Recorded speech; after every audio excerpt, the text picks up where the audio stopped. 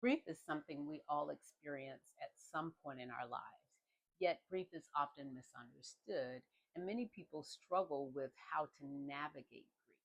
And so, as a grief coach and a chaplain, I want to share insights that can help you or someone you love find hope and healing in the midst of their grief struggle. So, I want you to stick around and let's talk a little bit about grief today.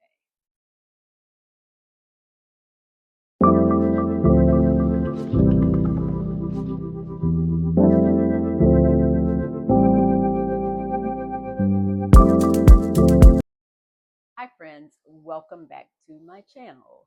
So, before we get into the details of our today's discussion, remember that if you have a prayer request or a praise report, drop it in the comments. I would love to pray for you and I would love to celebrate with you. So, today I want to talk about navigating grief with faith and hope. Grief support matters, and there are common misconceptions about grief support. And there are ways that we can truly support those who are grieving. And so, if this video resonates with you, don't forget to like, share, and subscribe for more faith based and grief related encouragement. So, my journey into grief, I want to talk a little bit about that. My journey into grief started with personal experiences with the death of my sister and my dad within a very short period of time. And so I found that time of my life very devastating, very difficult. And so that season changed everything about me. It changed everything about my lifestyle. I left my job. I attended seminary. And I really didn't realize that God was preparing me then for something greater. I was already walking in my ministry call, but there was a greater call. And so it was through my role as a hospice chaplain after I completed seminary that I truly began to walk in my call. I really didn't embrace chaplaincy initially, but God used it to really develop me as a person of support for those who are grieving. And so I operate as a chaplain in hospice as well as a grief support coordinator. But in my private life, I operate as a grief coach. And so grief coaches really walk with people to help them to navigate the difficulties of grief. And so we live in a world where we're expected to move on quickly. When we have devastating news or things happen to us that are difficult, we're expected just to move forward. But grief just doesn't work that way. And grief coaching provides a space to process emotions while still learning how to move forward and develop a plan to that end. And so it's really about understanding where you are in your journey and equipping you with the tools to navigate it in a healthy way. Now, faith plays a huge role in this process for those who are believers. But I believe in healing as a holistic approach, dealing with the spiritual, emotional, and the practical aspects to help people find wholeness after loss. Now, let's talk about some stigmas surrounding grief support. One of the biggest stigmas I hear is that seeking help means that I don't have enough faith. And that's simply not true. Just as we seek doctors for our physical health, God has provided counselors and coaches to support us through the difficulties of life, to support us in that emotional well being that we need. And so, another common myth is that, or that we should just be strong. But the Bible shows us otherwise. In 1 Samuel 30, we see David and his men wept until they had no more left to weep. Even Jesus wept when Lazarus died. And so grief is not weakness, it's a natural part of life. It's a natural part of life that God has given us the ability to move through. Now, let's talk about understanding different types of grief. I'm not going to go into every type, but I want you to understand that there are different types of grief. And I'm just going to go over just a few today. And one of them I want to talk about is compounded grief. Compounded grief is experiencing multiple losses over a period of time, like David did in the Bible, without having the time to address or respond to it. And then there's prolonged grief. And that's when grief lingers and deeply affects daily life, as we see with Hannah and Job. They were both in that place of prolonged grief. And then there's that complicated grief where there's guilt and regret and unresolved emotions that come with that. We even see that with Mary and Martha when Lazarus died. And so understanding these types of grief can help us to better support ourselves and to support others as they go through. Now let's talk about some stages of grief.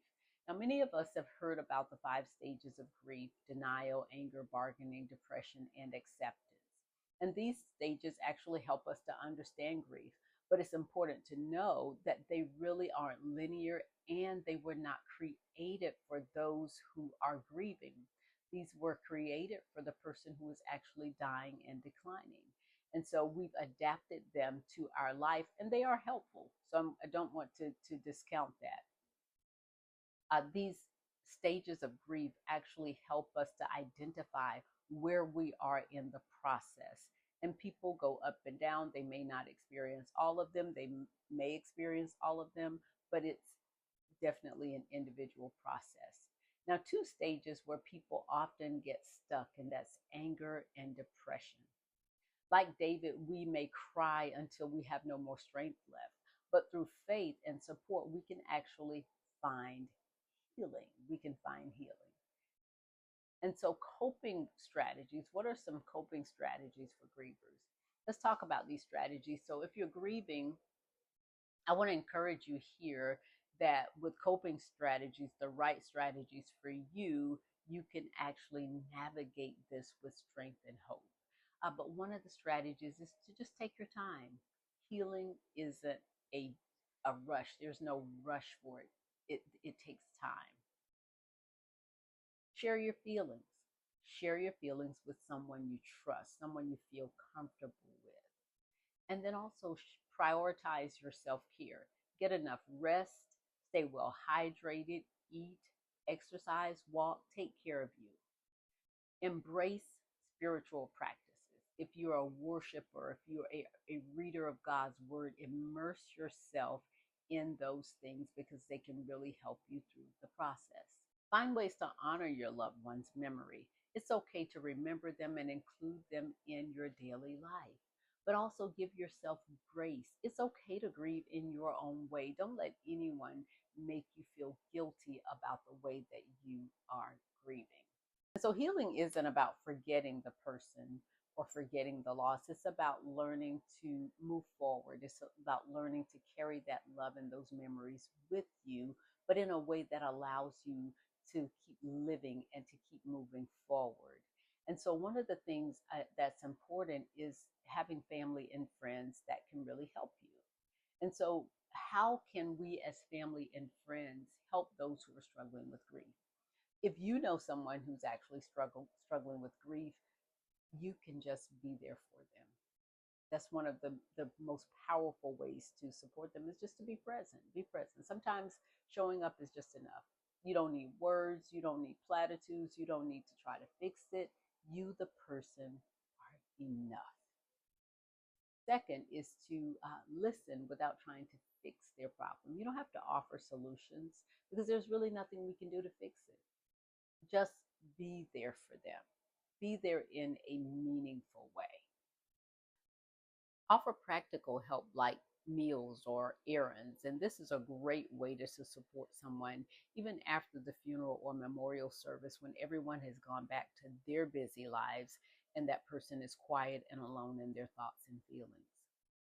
Next, check on them regularly. Grief doesn't end after a service. Call them, text them, send a card. Just let them know you're thinking about them. It really goes a long way with those who are grieving. Try to remember special days, special dates like birthdays and anniversaries. You can check in with them, offer a little bit of support around those days. Jot them down, put them on your calendar, set reminders, and then reach out to them. Now, for some people, those aren't good reminders. So make sure that you understand who you're dealing with and what their needs are. Encourage self-care. Encourage professional support if they need it. So often grievers neglect themselves. Either they're too sad to care for themselves or they're too busy trying to convince everyone else that they're okay. So encourage them to take care of themselves. And now I want to talk about what to say and not to say to grievers. This is a really important component. And so it's really hard to know what to say to someone who's grieving and who's going through a difficult time. And that's the best thing to do is don't say anything. Just be, give them a hug, give them a kiss, just love on them.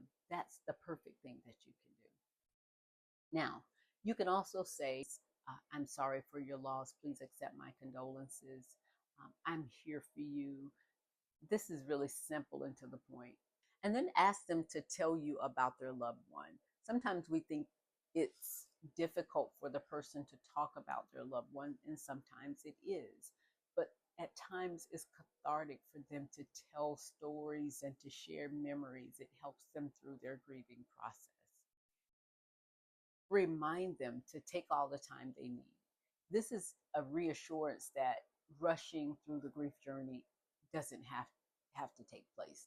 They can take their time. And so now that we've explored what to say, let's look at what not to say. One of the key things that people really don't like to hear is, I know how you feel.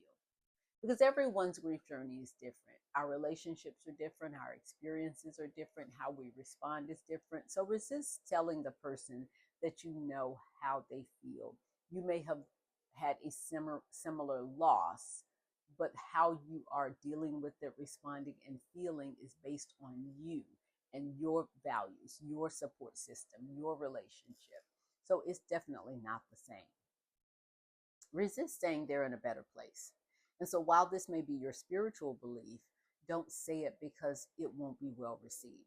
Let the griever make those kind of statements. Don't you as a supporter make those statements. Never tell a person it's time to move on. This is insensitive.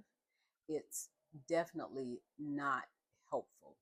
Every person who's grieving is making a little progress every day, just a little bit. And so allow them to go through this process in their own way. Now, be aware of whether a person is getting stuck, because we don't want them to get stuck. We want them to get the support they need. If you find that they're stuck, refer them to a professional so they can get some help. Please don't tell them they need to be strong, because even the strongest person can be broken in response to grief. Just be supportive and let the process take place naturally. And I want to remind you that it's your presence that really matters. Offer comfort, not cliches. Just be you, love on them, and support them. That's really what they need. Now, if you're grieving today, I want you to know that you are not alone. Healing takes time, but with faith, support, and the right tools, you can move forward without feeling like you have to move on.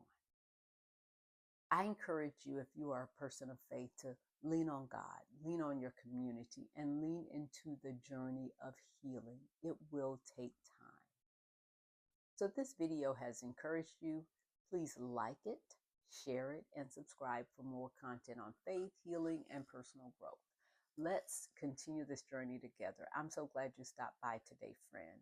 I'm so glad that you're here, and I want you to encourage someone on their healing journey. Let them know that they don't have to walk alone. I am here for you just as you are here for your friend. Remember to stay strong, stay encouraged, and keep moving forward, because God is not through with you yet. I'll see you soon, friend.